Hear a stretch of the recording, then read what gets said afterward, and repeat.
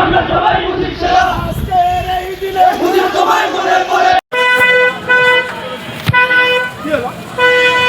আপনারা আমাকে ওঠেন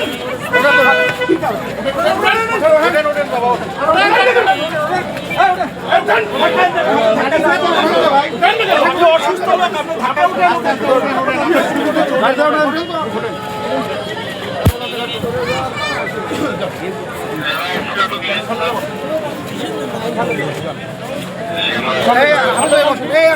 ওটা না কেন গাড়ি দাঁড়িয়ে থাকে এরা